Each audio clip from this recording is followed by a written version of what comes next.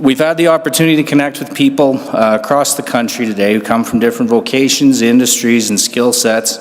We've obviously heard a lot about productivity today.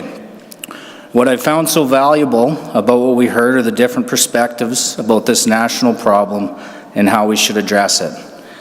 This summit is a great opportunity for a broad-based discussion on a topic that affects all Canadians.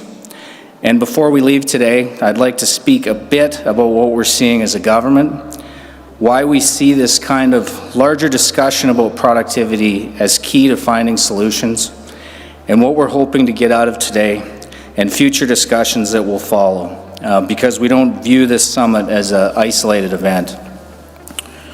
When I talk to Albertans about what matters most to them, they often tell me they're concerned about their ability to provide for themselves or their family. Canadians worry about being able to afford food, shelter, and other necessities.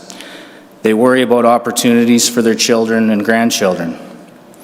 The March speech from Carolyn Rogers, been discussed many times today, highlighted the productivity crisis in Canada. I'd just like to read one line from it, and you've heard it today. You've seen those signs that say, "An emergency, break glass." Well, it's time to break the glass. I firmly believe that every provincial government and each of the federal parties want to increase prosperity for Canadians. The purpose of this summit, and the reason why I asked my department at Alberta Treasury Board and Finance to sponsor it, is that prosperity has consistently been threatened by Canada's lagging productivity and a lack of action directed towards sustained long-term economic growth.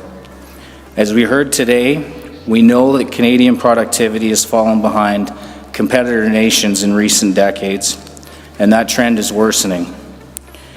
In 1984, the average Canadian worker was producing 88% of what the average U.S. worker was per hour. By 2022, Canadian productivity had fallen to 71% of the U.S. This is a problem for all of Canada, Alberta included.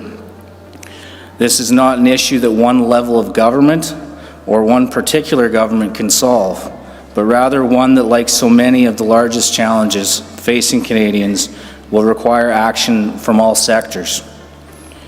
Here in Alberta, our productivity level remains relatively high, I guess. We're the fastest skater on a slow team.